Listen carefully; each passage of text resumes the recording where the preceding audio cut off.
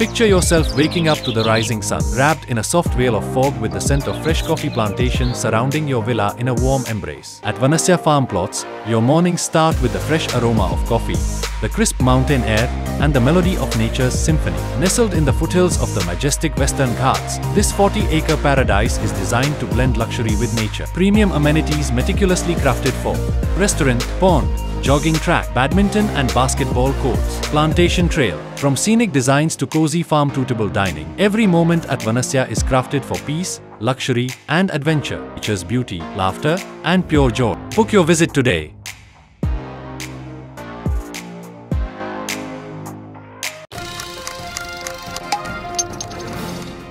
ನಮಸ್ಕಾರ ಸ್ನೇಹಿತರೆ, ಒಬ್ರಿಗೊಬ್ರು ಚೂರೇ ಸೆಟ್ ಆಗದೆ ಎಣ್ಣೆ ಸೀಗೆಕಾಯಿ ಥರ ಆಡೋ ಹುಡುಗ ಹುಡುಗಿಯನ್ನ ಕರ್ಕೊಂಬಂದು ಮದುವೆ ಮಾಡಿದ್ರೆ ಏನಾಗುತ್ತೆ? 3 ದಿನಕ್ಕೆ ಮದುವೆ ಮುರಿದು ಬೀಳುತ್ತಲ್ಲ. ಒಬ್ಬರು ಜಗತ್ತಿನ ಅತಿ ದೊಡ್ಡ EV ಕಂಪನಿ ಮಾಲೀಕ, ಟೆಕ್ ದಿಗ್ಗಜ, ಮಂಗಳ ಗ್ರಹದಲ್ಲಿ ಮನುಕುಲವನ್ನ ಹರಡ್ತೀನಿ ಅಂತ ಹೊರಟಿರೋ ಮನುಷ್ಯ, ಮತ್ತೊಬ್ಬ EVಗಳ ಬಗ್ಗೆ ಕಂಡರೂ ಆಗದ ಸಂಪ್ರದಾಯವಾದಿ ಅಧ್ಯಕ್ಷ. ಪೆಟ್ರೋಲ್ ಡೀಸೆಲ್ಲೇ ಸುಡೋಣ, ನಾವೇನಕ್ಕೆ ಒದ್ದಾಡಬೇಕು? ಚೀನಾ EVಗಳಲ್ಲಿ ಲೀಡ್ ಸಾಧಿಸ್ಬಿಟ್ಟಿದೆ. EV ಅಂದ್ರೆ ಅವ್ರಿಗೆ ಲಾಭ ಆಗುತ್ತೆ. ನಮ್ಮ ಹತ್ರ ಪೆಟ್ರೋಲಿಯಂ ಭೂಮಿ ಕೆಳಗಡೆ ನಾವು ಸಿಕ್ಕಾಪಟ್ಟೆ ಇಟ್ಕೊಂಡಿದ್ದೀವಿ, ತೋಡೋಣ, ಡ್ರಿಲ್ ಬೇಬಿ ಡ್ರಿಲ್ ಅನ್ನೋ ಅಧ್ಯಕ್ಷ ಟ್ರಂಪ್. ಇಬ್ಬರು ಸೇರಿ ಅಮೆರಿಕದಲ್ಲಿ ಕ್ರಾಂತಿ ಮಾಡ್ತೀವಿ, ಮೇಕ್ ಅಮೆರಿಕಾ ಗ್ರೇಟ್ ಅಗೈನ್ ಅಂತ ಕ್ಯಾಂಪೇನ್ ಮಾಡಿದ್ರು. ಒಬ್ಬರನ್ನೊಬ್ಬರು ಹೊಗಳಿ ಅಟ್ಟಕ್ಕೇರಿಸೋದೇನು, ಸ್ಟೇಜ್ ಮೇಲೆ ಮುದ್ದಾಡೋದೇನು, ಇಲಾನ್ ಮಸ್ಕ್ ಮಕ್ಕಳು ಟ್ರಂಪ್ ತಲೆ ಮೇಲೆ ಅಜ್ಜ ಅಂತ ಹತ್ತಿ ಕೂರೋವರೆಗೂ ಕೂಡ ಸೀನ್ಗಳಾಗಿದ್ವು. ಟ್ರಂಪ್ ಮಸ್ಕ್ನಂತ ಮಗ ನಂಗಿರಬಾರ್ದಾಗಿತ್ತಾ ಅನ್ನೋದೊಂದು ಬಾಕಿ. ಆ ಲೆವೆಲ್ಗೆ ಫ್ರೆಂಡ್ಸ್ ಆಗಿಬಿಟ್ಟಿದ್ರು. ಇಲಾನ್ ಮಸ್ಕ್ ಅಂತೂ ಟ್ರಂಪ್ರ ಪರ್ಸನಲ್ ಚೇರ್ ಲೀಡರ್ ಥರ. ಟ್ರಂಪ್ ಭಾಷಣ ಮಾಡಬೇಕಾದ್ರೆ ಜಿಗಿತಾ ಇದ್ರು, ಹಾರು ಕುಣಿತಾ ಇದ್ರು ಬಂದು ಪಕ್ಕದಲ್ಲಿ. ಅಷ್ಟೊಂದು ಖುಷಿ ಮಸ್ಕ್ಗೆ ಟ್ರಂಪ್ ಕಂಡ್ರೆ. ಈಗ ನೋಡಿದ್ರೆ ತಮ್ಮ ಕಾಲ್ಗಳಲ್ಲಿರೋದನ್ನ ಕೈ ತಗೊಂಡು ಒಬ್ರಿಗೊಬ್ರು ಹೊಡ್ಕೊಳ್ತಾ ಇದ್ದಾರೆ. ಆ ರೇಂಜ್ಗೆ ಕಿತ್ತಾಟ ಶುರುವಾಗಿದೆ. ಹುಚ್ಚ ಅನ್ನೋ ಮಟ್ಟಿಗೆ, ಇವನನ್ನು ಇಳಿಸಿ ಅನ್ನೋ ಮಟ್ಟಿಗೆ ಎಲ್ಲ ಶುರುವಾಗಿದೆ. ಟ್ರಂಪ್ ಅಧಿಕಾರದಿಂದ ಕೆಳಗಿಳಿಬೇಕು, ಅವ್ರನ್ನ ಇಂಪೀಚ್ ಮಾಡಬೇಕು, ಇಲ್ಲದೇ ಜಗತ್ತು ಉದ್ಧಾರ ಆಗಲ್ಲ, ಇಳಿಸಿ ಇವ್ರನ್ನ ಅಂಥೇಳಿ ಮಸ್ಕ್. ಈ ವರ್ಷಾಂತ್ಯಕ್ಕೆ ಆರ್ಥಿಕ ಹಿಂಜರಿತ ಆಗುತ್ತೆ. JD ವ್ಯಾನ್ಸ್ ಅಮೆರಿಕದ ಅಧ್ಯಕ್ಷರಾಗಲಿ, ಉಪಾಧ್ಯಕ್ಷರಾಗಿದ್ದಾರಲ್ಲ ಅವ್ರ ಅಧ್ಯಕ್ಷರಾಗಲಿ ಅಂತೆಲ್ಲ ಕರೆ ಕೊಡ್ತಾ ಇದ್ದಾರೆ ಎಲಾನ್ ಮಸ್ಕ್. ತನ್ನ ಸ್ವಂತ ದುಡ್ಡಲ್ಲಿ ರಿಪಬ್ಲಿಕನ್ ಪಾರ್ಟಿಗೆ ದುಡ್ಡು ಕೊಟ್ಟು, ಫಂಡಿಂಗ್ ಕೊಟ್ಟು, ಅವರಿಂದಲೇ ಅಮೆರಿಕನ್ ಕಾಪಾಡಕ್ಕೆ ಸಾಧ್ಯ ಅಂತ ಹೇಳಿ ಗೆಲ್ಸಿದ್ದ ಮಸ್ಕ್ ಈಗ ಟ್ರಂಪ್ ಅಧ್ಯಕ್ಷರಾಗೋಕೆ ಲಾಯಕ್ಕಿಲ್ಲ, ಚೇಂಜ್ ಮಾಡಿ ಅಂತ ಹೇಳ್ತಿದ್ದಾರೆ. ಜೊತೆಗೆ ಹೊಸ ರಾಜಕೀಯ ಪಕ್ಷ ಕಟ್ಟೋ ಸುಳಿವನ್ನ ಕೂಡ ಕೊಡ್ತಾ ಇದ್ದಾರೆ. ಹಾಗಿದ್ರೆ ಇವರಿಬ್ಬರ ಮಧ್ಯೆ ಅಂಥದ್ದೇನಾಯಿತು? ಯಾಕೆ ಹಿಂಗೆ ಆಡ್ತಿದ್ದಾರೆ? ಈ ಬಿಗ್ ಬ್ಯೂಟಿಫುಲ್ ಬಿಲ್ ವಿವಾದ ಏನು? ಎಫ್ಸ್ಟೈನ್ ಫೈಲ್ಸ್ ವಿವಾದ ಏನು? ಎಲ್ಲವನ್ನ ಈ ವರದಿಯಲ್ಲಿ ಕ್ವಿಕ್ ಆಗಿ ನೋಡ್ತಾ ಹೋಗೋಣ. ಕಡೆ ತನಕ ಮಿಸ್ ಮಾಡಿದೆ ನೋಡಿ. ಸುಪ್ತ ಜ್ವಾಲಾಮುಖಿ ಸ್ಫೋಟ. ಸ್ನೇಹಿತರೆ, ಅಮೆರಿಕದಲ್ಲಿ ಸೇಮ್ ಅಪ್ಪ ಮಕ್ಕಳ ತರ ಇದ್ದ ಅಧ್ಯಕ್ಷ ಡೊನಾಲ್ಡ್ ಟ್ರಂಪ್ಗೂ ಟೆಸ್ಲಾ CEO ಇಲಾನ್ ಮಸ್ಕ್ ಯುದ್ಧ ಶುರುವಾಗಿದೆ. ಒಂದು ವಾರದ ಹಿಂದಷ್ಟೇ ಮಸ್ಕ್ ಡೋಜ್ ಇಲಾಖೆಗೆ, ಡಿಪಾರ್ಟ್ಮೆಂಟ್ ಆಫ್ ಗವರ್ಮೆಂಟ್ ಎಫಿಷಿಯನ್ಸಿ ಇಲಾಖೆ, ಅದಕ್ಕೆ ಗುಡ್ ಬೈ ಹೇಳಿ ಟ್ರಂಪ್ ಕೈಲಿ ಸನ್ಮಾನ ಮಾಡಿಸ್ಕೊಂಡು ಹೋಗಿದ್ರು. ನಿಮ್ಗೆ ಗೊತ್ತಿರ್ಬೋದು, ಮಸ್ಕ್ ಡೊನಾಲ್ಡ್ ಟ್ರಂಪ್ರ ಸ್ಪೆಷಲ್ ಗವರ್ಮೆಂಟ್ ಎಂಪ್ಲಾಯಿ ಆಗಿದ್ರು. ಡೋಜ್ ಮುಖ್ಯಸ್ಥರಾಗಿ ಸರ್ಕಾರದ ಖರ್ಚನ್ನ ಕಮ್ಮಿ ಮಾಡಿ ಹಣ ಉಳಿಸೋ ಜವಾಬ್ದಾರಿ ಹೊತ್ಕೊಂಡಿದ್ರು. 3 ದಿನಗಳ ಹಿಂದಷ್ಟೇ ವೈಟ್ ಹೌಸ್ನ ಓವಲ್ ಆಫೀಸ್ನಲ್ಲಿ ಮಸ್ಕ್ಗೆ ಸೆಂಡ್ ಆಫ್ ಕೂಡ ಕೊಡಲಾಯಿತು. ಅದರಲ್ಲಿ ಮಸ್ಕ್ ಪಡಬಾರದ ಪಾಡಮೆಲ್ಲ ಪಟ್ಟು ಬೇಕಾದಷ್ಟು ತ್ಯಾಗ ಮಾಡಿ ಸರ್ಕಾರಕ್ಕೆ ಸಹಾಯ ಮಾಡಿದ್ದಾರೆ ಅಂತೆಲ್ಲ ಟ್ರಂಪ್ ಹೇಳಿದ್ರು. ಅದರ ಬೆನ್ನಲ್ಲೇ ಯಾವ ರೀತಿ ಕಚ್ಚಾಟ ಶುರು ಮಾಡಿದ್ದಾರೆ ಅಂತ ನೀವೇ ನೋಡಿ. ಕಳೆದ 24 ಗಂಟೆಗಳಲ್ಲಿ ಒಬ್ಬರ ವಿರುದ್ಧ ಮತ್ತೊಬ್ಬರು ಹಾಕೊಂಡಿರೋ ಪೋಸ್ಟ್ಗಳಿವು. ಎಲ್ಲ ಶುರುವಾಗಿದ್ದು ಟ್ರಂಪ್ರ ಸೋ ಕಾಲ್ಡ್ ಬಿಗ್ ಬ್ಯೂಟಿಫುಲ್ ಬಿಲ್ನಿಂದ. ಈ ಬಿಲ್ ಬಗ್ಗೆ ಚೂರು ತಿಳ್ಕೊಂಡ್ರೆ ಸೋಷಿಯಲ್ ಮೀಡಿಯಾ ಯುದ್ಧದ ಬೈಗುಳಗಳು ಚೆನ್ನಾಗಿ ಅರ್ಥ ಆಗುತ್ತೆ. ಏನಿದು ಬಿಗ್ ಬ್ಯೂಟಿಫುಲ್ ಬಿಲ್? ಸ್ನೇಹಿತರೆ, ಇದೊಂದು ಟ್ಯಾಕ್ಸ್ ಬಿಲ್. ಇದರ ಮೇಜರ್ ಹೈಲೈಟ್ಸ್ ಏನು ಅಂದರೆ, ಅಮೆರಿಕ ಬೊಕ್ಕಸಕ್ಕೆ 2.4ರಿಂದ 3.8 ಟ್ರಿಲಿಯನ್ ಡಾಲರ್ನಷ್ಟು ಹೊರೆಯಾಗುತ್ತೆ, ಎಕ್ಸ್ಟ್ರಾ ಭಾರ ಆಗುತ್ತೆ, ಅಷ್ಟು ಲಾಸ್ ಆಗುತ್ತೆ.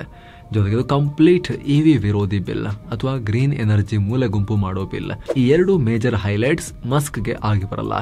ಯಾಕಂದರೆ ಇದರಿಂದ ಅಮೆರಿಕ ಸರ್ಕಾರಕ್ಕೆ ಟ್ರಿಲಿಯನ್ ಗಟ್ಟಲೆ ಡಾಲರ್ ಹೊರೆಯಾಗುತ್ತೆ. ಆಗ ಡಿಪಾರ್ಟ್ಮೆಂಟ್ ಆಫ್ ಗವರ್ಮೆಂಟ್ ಎಫಿಷಿಯನ್ಸಿ ಡೋಜ್ ಸೃಷ್ಟಿಸಿ ಹಣ ಉಳಿಸೋಕೆ ಪ್ರಯತ್ನ ಪಟ್ಟಿದ್ದೆಲ್ಲ ನಾಟಕ ಅಂತಾಗುತ್ತೆ. ಕಳೆದ ಕೆಲ ತಿಂಗಳಲ್ಲಿ ಮಸ್ಕ್ ಮಾಡಿರೋ ಕೆಲಸ ಎಲ್ಲ ನೀರಿನಲ್ಲಿ ಹೋಮ ಮಾಡ್ದಂಗಾಗುತ್ತೆ, ವೇಸ್ಟ್ ಆಗುತ್ತೆ. ಮಸ್ಕ್ರ ಈ ಇಲಾಖೆ ಹಲವು ಸರ್ಕಾರಿ ಇಲಾಖೆಗಳನ್ನ, ಉದ್ಯೋಗಿಗಳನ್ನ ವಜಾ ಮಾಡಿ ಜನರ ದ್ವೇಷ ಕಳ್ಕೊಂಡು, ಪಾಪ್ಯುಲಾರಿಟಿ ಕಳ್ಕೊಂಡು, ಟೆಸ್ಲಾ ಕಾರುಗಳಿಗೆ ಜನ ಸಿಟ್ಟಿಗಿದ್ದು ಬೆಂಕಿ ಇಟ್ಟಿದ್ದು, ಯಾವುದಕ್ಕೂ ಬೆಲೆ ಇಲ್ದಿದಂಗಾಗುತ್ತೆ ಟ್ರಂಪ್ರ ಈ ಹುಚ್ಚಾಟದಿಂದ. ಜೊತೆಗೆ ಇದು EV ವಿರೋಧಿ ಬಿಲ್ ಆಗಿರೋದ್ರಿಂದ ಟೆಸ್ಲಾ ಬಿಸ್ನೆಸ್ನ ಮುಳುಗಿಸಿಬಿಡುತ್ತೆ. ಇದೇ ಕಾರಣಕ್ಕೆ ಈ ಬಿಲ್ ವಿರೋಧಿಸಿ ಮಸ್ಕ್ ಟ್ರಂಪ್ ವಿರುದ್ಧ ಗುಟುರು ಹಾಕೋಕೆ ಶುರು ಮಾಡಿದ್ದಾರೆ. ಮೊದಲು ಒಳ್ಳೆ ಹಾರ್ಟ್ ಬ್ರೇಕ್ ಆಗಿದ್ದ ಭಗ್ನ ಪ್ರೇಮಿ ಥರ ಇಲಾನ್ಗೂ ನನಗೂ ಅದ್ಭುತ ಸಂಬಂಧ ಇತ್ತು. ಆದರೆ ಈಗಿದೆಯಲ್ಲೋ ಗೊತ್ತಿಲ್ಲ. ನನ್ನ ಬಗ್ಗೆ ಇಲಾನ್ ಒಳ್ಳೆ ಮಾತನಾಡಿದ್ದಾರೆ, ಪರ್ಸ್ನಲ್ ಆಗಿ ನನ್ನ ಬಗ್ಗೆ ಕೆಟ್ಟದಾಗಿ ಮಾತಾಡಿಲ್ಲ, ಆದರೆ ಇನ್ನು ಮುಂದೆ ಮಾತಾಡ್ತಾರೆ ಅಂತ ಅನ್ಸುತ್ತೆ. ಇಲಾನ್ ಮೇಲೆ ನನಗೆ ಬಹಳ ಡಿಸಪಾಯಿಂಟ್ಮೆಂಟ್ ಆಗಿದೆ, ತುಂಬಾ ಹೆಲ್ಪ್ ಮಾಡಿದೆ ಅವರಿಗೆ ಅಂತ ಅಸಮಾಧಾನ ಹೊರ ಹಾಕಿದ್ರು. ಇಷ್ಟಕ್ಕೆ ಸುಮ್ಮನಾಗಲಿಲ್ಲ. ಈ ಬಿಲ್ ಬಗ್ಗೆ ಅಂದರೆ ಬಿಗ್ ಬ್ಯೂಟಿಫುಲ್ ಬಿಲ್ ಬಗ್ಗೆ ಮಸ್ಕಿಗೆ ಮೊದಲೇ ಗೊತ್ತಿತ್ತು. ಬಿಲ್ ರೆಡಿ ಮಾಡಬೇಕಾದ್ರೆ ಪಕ್ಕದಲ್ಲೇ ಇದ್ರು. ಆಗೆಲ್ಲ ಅದ್ರ ಬಗ್ಗೆ ಅವ್ರಿಗೇನು ಪ್ರಾಬ್ಲಮ್ ಇರಲಿಲ್ಲ. ಸರ್ಕಾರದಿಂದ ಆಚೆ ಹೋದ್ಮೇಲೆ ಪ್ರಾಬ್ಲಮ್ ಶುರುವಾಗಿದೆ. EV ಕಾನೂನಿನ ವಿಚಾರ ಇರೋದ್ರಿಂದ ಪ್ರಾಬ್ಲಮ್ ಶುರುವಾಗಿದೆ ಅಂತ ಹೇಳಿದ್ರು. ಇದಕ್ಕೆ ಮಸ್ಕ್ ಏನು ರಿಪ್ಲೈ ಮಾಡಿದ್ದಾರೆ ನೋಡಿ. ಸುಳ್ಳಿದು ಒಂದ್ಸಲ ಕೂಡ ನನಗೆ ಬಿಲ್ ತೋರಿಸಿಲ್ಲ. ರಾತ್ರೋರಾತ್ರಿ ಹೌಸ್ ಆಫ್ ರೆಪ್ರೆಸೆಂಟೇಟಿವ್ಸ್ನಲ್ಲಿ ಹೇಗೆ ಪಾಸ್ ಮಾಡ್ಕೊಂಡಿದ್ದಾರೆ ಅಂದರೆ ಕಾಂಗ್ರೆಸ್ನಲ್ಲಿ ಒಬ್ಬರು ಈ ಬಿಲ್ ಓದೋಕೆ ಆಗಿಲ್ಲ ಅಂತ ಮಸ್ಕ್ ಹೇಳಿದ್ರು. ಅದರ ಬೆನ್ನಲ್ಲೇ ಮತ್ತೊಂದು ಪೋಸ್ಟ್ನಲ್ಲಿ ಹೊಸ ಪಕ್ಷ ಕಟ್ಟೋ ಸುಳಿವನ್ನ ಕೂಡ ಕೊಟ್ಟಿದ್ದಾರೆ. ಅದ್ರ ಬಗ್ಗೆ ಆಮೇಲೆ ನೋಡೋಣ. ಈಗ ಟ್ರಂಪ್ ದಾಳಿ ಶುರುವಾಯಿತು. ಇಲಾನ್ ಮಸ್ಕ್ ಹುಚ್ಚ. ಇಲಾನ್ ಮಸ್ಕ್ಗೆ ಡೋಜ್ನಲ್ಲಿ ಇದ್ದಾಗಲೇ ರೋಸಿ ಹೋಗಿತ್ತು. ಸರ್ಕಾರ ಬಿಟ್ಟು ಹೋಗಿ ಅಂತ ನಾನು ಹೇಳಿದ್ದೆ. ನಾನು EV ಮ್ಯಾಂಡೇಟ್ ತೆಗೆದು ಹಾಕಿದ್ಮೇಲೆ ಮಸ್ಕ್ಗೆ ಹುಚ್ಚಿಡ್ದಂಗಾಗಿತ್ತು. ಹಿ ಗಾಟ್ ಕ್ರೇಜಿ ಅಂತ ಟ್ರಂಪ್ ಹೇಳಿದ್ದಾರೆ. ಅಂದಹಾಗೆ ಸ್ನೇಹಿತರೆ, EV ಮ್ಯಾಂಡೇಟ್ ಅಂದರೆ ಅಮೆರಿಕದಲ್ಲಿ EV ಅಡಾಪ್ಟೇಷನ್ ಬೂಸ್ಟ್ ಮಾಡೋಕೆ ಬೈಡೆನ್ ಸರ್ಕಾರ ಜಾರಿಗೆ ತಂದಿದ್ದ ಒಂದಷ್ಟು ಕಾನೂನುಗಳು. ಇದರಿಂದ ಅಮೆರಿಕದಲ್ಲಿ ಅತಿ ದೊಡ್ಡ ಬೆನಿಫಿಟ್ ಆಗ್ತಾ ಇದ್ದಿದ್ದು ಮಸ್ಕ್ರ ಟೆಸ್ಲಾ ಕಂಪನಿಗೆ. ಸಾಕಷ್ಟು ಸಬ್ಸಿಡಿನೂ ಸಿಗ್ತಾ ಇತ್ತು, ಕಾಂಟ್ರಾಕ್ಟ್ಗಳು ಸಿಗ್ತಾ ಇದ್ವು. ಆದರೆ ಟ್ರಂಪ್ ಅಧಿಕಾರಕ್ಕೆ ಬರ್ತಿದ್ದ ಹಾಗೆ ಎಕ್ಸಿಕ್ಯೂಟಿವ್ ಆರ್ಡರ್ ಪಾಸ್ ಮಾಡಿ EV ಮ್ಯಾಂಡೇಟ್ ತೆಗೆದು ಹಾಕಿದ್ರು. ಈಗ ಏನು ಹೇಳಿದ್ದಾರೆ ನೋಡಿ. ನಮ್ಮ ಸರ್ಕಾರದಲ್ಲಿ ಹಣ ಉಳಿಸೋ ಸುಲಭದ ದಾರಿ ಅಂದರೆ ಇಲಾನ್ ಮಸ್ಕ್ಗೆ ಸಿಗ್ತಾ ಇರೋ ಸರ್ಕಾರಿ ಸಬ್ಸಿಡಿ, ಕಾಂಟ್ರಾಕ್ಟ್ ಅವೆಲ್ಲವನ್ನ ಬಂದ್ ಮಾಡೋದು. ಹಾಗೆ ಮಾಡಿದ್ರೆ ಬಿಲಿಯನ್ ಗಟ್ಟಲೆ ದುಡ್ಡು ಉಳಿಯುತ್ತೆ ಅಂತ ಮಸ್ಕ್ಗೆ ಶಾಕ್ ಕೊಟ್ಟಿದ್ದಾರೆ. ಒಂದು ರೀತಿ ನೀನೇನು ಡೋಜ್ನಲ್ಲಿ ಹಣ ಉಳಿಸಿದ್ದು, ಈಗ ನಾನು ಹೆಂಗೆ ಉಳಿಸ್ತೀನಿ ನೋಡು ಅಂತ ಹೇಳ್ದಂಗಾಗಿದೆ. ಇದಕ್ಕೆ ಮಸ್ಕ್ ಸುಮ್ಮನಾಗಲಿಲ್ಲ. ನಾಸಾಗೆ ರಾಕೆಟ್ ಕೊಡಲ್ಲ, ನೀವು ಸಬ್ಸಿಡಿ ಕಾಂಟ್ರಾಕ್ಟ್ ಕ್ಯಾನ್ಸಲ್ ಮಾಡಿ ನಾನು SpaceX ಡ್ರ್ಯಾಗನ್ ಸ್ಪೇಸ್ ಕ್ರಾಫ್ಟ್ ಕಾರ್ಯಾಚರಣೆ ನಿಲ್ಲಿಸೋಕೆ ಏನು ಮಾಡಬೇಕೋ ಅದನ್ನು ಮಾಡ್ತೀನಿ ಅಂತ ಮಸ್ಕ್ ಬೆದರಿಕೆ ಹೊಡಿದ್ದಾರೆ. ಅಂದಹಾಗೆ ಇಲಾನ್ ಮಸ್ಕ್ ಒಡೆತನದ ಬಾಹ್ಯಾಕಾಶ ಸಂಸ್ಥೆ SpaceX ಅಮೆರಿಕ ಸರ್ಕಾರದ ನಾಸಾದೊಂದಿಗೆ ಸಾಕಷ್ಟು ಮಿಷನ್ಗಳಲ್ಲಿ ಕೈ ಜೋಡಿಸಿರೋದು ನಿಮಗೆ ಗೊತ್ತೇ ಇದೆ. ಸದ್ಯಕ್ಕೆ SpaceX ಡ್ರ್ಯಾಗನ್ ಸ್ಪೇಸ್ ಕ್ರಾಫ್ಟ್ ಅಮೆರಿಕದ ಪ್ರಮುಖ ಸ್ಪೇಸ್ ವೆಹಿಕಲ್. ಗಗನಯಾನಿಗಳನ್ನಾಗಲಿ ಮಷಿನರಿಯನ್ನಾಗಲಿ ಅಂತಾರಾಷ್ಟ್ರೀಯ ಬಾಹ್ಯಾಕಾಶ ನಿಲ್ದಾಣಕ್ಕೆ ತಗೊಂಡು ಹೋಗ್ತಿರೋದು ಇದೇ ಡ್ರ್ಯಾಗನ್. ಸುನಿತಾ ವಿಲಿಯಮ್ಸರನ್ನ ವಾಪಸ್ ಕರ್ಕೊಂಬಂದಿದ್ದು ಕೂಡ ಇದರದ್ದೇ ಒಂದು ವೇರಿಯಂಟ್. ಇದಿಲ್ಲದೆ ಇದ್ರೆ ನಾಸಾಗೆ ನಡುಕ ಶುರುವಾಗುತ್ತೆ. ಆಮೇಲೆ ಆ ಬೆಂಕಿ ಟ್ರಂಪ್ ಬುಡಕ್ಕೆ ಬರುತ್ತೆ. ಆದರೆ ಮಸ್ಕ್ ಇನ್ನೊಂದು ಪೋಸ್ಟ್ನಲ್ಲಿ ನೇರವಾಗಿ ಟ್ರಂಪ್ ಬುಡಕ್ಕೆ ಬೆಂಕಿ ಇಟ್ಟರು. ಟ್ರಂಪ್ ಇಂಪೀಚ್ ಮಾಡಿ JD ವಾನ್ಸ್ ಅಧ್ಯಕ್ಷರಾಗಲಿ. ಎಸ್, ಅಮೆರಿಕಾಗೆ ಇದು ಹೊಸ ರಾಜಕೀಯ ಪಕ್ಷ ಕಟ್ಟೋ ಸಮಯ. ಅದರಲ್ಲೂ ಮಧ್ಯದಲ್ಲಿರೋ 80% ಜನರಿಗಾಗಿ ಹೊಸ ಪಕ್ಷ ಕಟ್ಟಬೇಕು. 10% ರಿಪಬ್ಲಿಕನ್ ಸ್ಟ್ರಾಂಗ್ ಇದ್ದಾರೆ, 10% ಡೆಮೋಕ್ರಾಟ್ ಸ್ಟ್ರಾಂಗ್ ಇದ್ದಾರೆ. ಅಂದರೆ ಮಧ್ಯದಲ್ಲಿ 80% ಜನ ಬೇರೆ ಆಪ್ಷನ್ ಇಲ್ಲ ಅಂತ ಆ ಕಡೆ ಅಥವಾ ಈ ಕಡೆ ವೋಟ್ ಹಾಕೋರಿದ್ದಾರೆ. ಅವ್ರಿಗೆ ಹೊಸ ಪಕ್ಷ ಕಟ್ಟಬೇಕು ಅಂತ ಮಸ್ಕ್ ಪೋಸ್ಟ್ ಹಾಕಿದ್ರು. ಈ ಸಂದರ್ಭದಲ್ಲಿ ಒಬ್ಬ ವ್ಯಕ್ತಿ ಒಂದು ಪೋಸ್ಟ್ ಹಾಕಿದ್ದ, ಪ್ರೆಸಿಡೆಂಟ್ ವರ್ಸಸ್ ಮಸ್ಕ್ ಇಬ್ಬರಲ್ಲಿ ಯಾರು ಗೆಲ್ತಾರೆ, ನಾ ಮಸ್ಕ್ ಗೆಲ್ತಾರೆ ಅಂತ ಬೆಟ್ ಮಾಡ್ತೀನಿ, ಟ್ರಂಪ್ಗೆ ಇಂಪೀಚ್ಮೆಂಟ್ ಆಗಿ ಕೆಳಗಿಳಿಸಬೇಕು, JD ವಾನ್ಸ್ ಅಧ್ಯಕ್ಷರಾಗಬೇಕು ಅಂತ ಒಬ್ಬ ಪೋಸ್ಟ್ ಹಾಕಿದ್ದ. ಅದನ್ನ ಮಸ್ಕ್ ರೀಪೋಸ್ಟ್ ಮಾಡಿ ಹೌದು ಅಂತ ಹಾಕಿದ್ರು. ಆ ಮೂಲಕ ಟ್ರಂಪ್ ಇಂಪೀಚ್ಮೆಂಟ್ಗೆ ತಮ್ಮ ಬೆಂಬಲ ಇದೆ ಅಂತ ಓಪನ್ ಆಗಿ ಹೇಳಿದ್ದಾರೆ. ಇದು ತಮಾಷೆಗಂತೂ ಅಲ್ಲ, ಯಾಕಂದ್ರೆ ಮುಂದಿನ ಪೋಸ್ಟ್ ನಲ್ಲಿ ಏನ್ ಹೇಳಿದ್ದಾರೆ ಅಂತ ನೋಡಿ. ವರ್ಷಾಂತ್ಯದಲ್ಲಿ ರಿಸೆಷನ್. ಟ್ರಂಪ್ ಅಧಿಕಾರಕ್ಕೆ ಬಂದಾಗಿನಿಂದ ಜಾಗತಿಕವಾಗಿ ಆರ್ಥಿಕ ಹಿಂಜರಿತದ ಆತಂಕ ಇದೆ. ಆದರೆ ಟ್ರಂಪ್ ಅಧಿಕಾರದಲ್ಲಿದ್ದರೆ ಅವರ ಟ್ಯಾರಿಫ್ಗಳಿಂದ 2025ರ ಉತ್ತರಾರ್ಧದಲ್ಲಿ ನಿಜಕ್ಕೂ ರಿಸೆಷನ್ ನೋಡಬೇಕಾಗತ್ತೆ ಅಂತ ಮಸ್ಕ್ ಹೇಳಿದ್ದಾರೆ. ಇದರ ಜೊತೆಗೆ ಶುಕ್ರವಾರ ಎಫ್ಸ್ಟೈನ್ ಫೈಲ್ಸ್ ವಿಚಾರ ಕೆದಕಿದ್ದಾರೆ. ಜೋ ಬೈಡೆನ್ ಅವಧಿಯಲ್ಲಿ ಅಮೆರಿಕದಲ್ಲಿ ಎಫ್ಸ್ಟೈನ್ ಕೇಸ್ ಸದ್ದು ಮಾಡಿತ್ತು.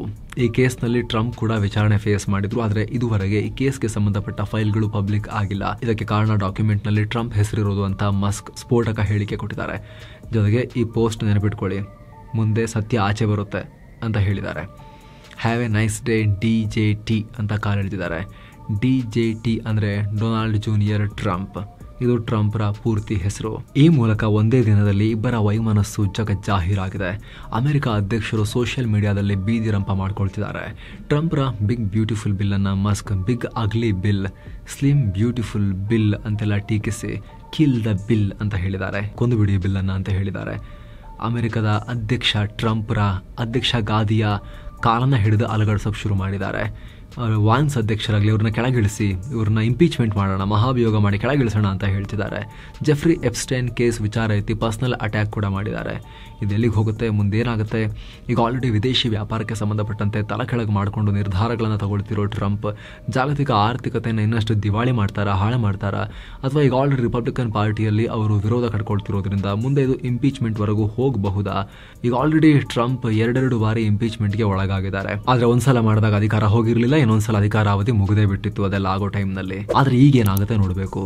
ಅವರ 2ನೇ ಅವಧಿಯ ಆರಂಭದಲ್ಲೇ ಸೀನ್ ಕ್ರಿಯೇಟ್ ಆಗಿದೆ. ಇದಕ್ಕೆ ಡೆಮೊಕ್ರಾಟ್ಸ್ ಮತ್ತು ರಿಪಬ್ಲಿಕನ್ ಪಾರ್ಟಿಯಲ್ಲಿರೋ ಟ್ರಂಪ್ ವಿರೋಧಿಗಳೆಲ್ಲ ಸೇರಿಬಿಟ್ರೆ ಅವ್ರನ್ನ ಇಳಿಸೋಕೆ ಆಗೋದಿಲ್ಲ ಅಂತೇನಿಲ್ಲ. ಅದು ಬೇರೆದೇ ವಿಚಾರ, ಬೇರೆದೇ ಟಾಪಿಕ್. ಇನ್ನೊಂದ್ಸಲಿ ಚರ್ಚೆ ಮಾಡೋಣ. ಇದು ಇನ್ನೂ ಕೂಡ ಮುಂದುವರೆದ್ರೆ ನಿಮಗೆ ಅನಿಸುತ್ತೆ ಕಾಮೆಂಟ್ ಮಾಡಿ ತಿಳಿಸಿ. ಮತ್ತೆ ಭೇಟಿ ಆಗ್ತಿರೋಣ. ನಮಸ್ತೆ.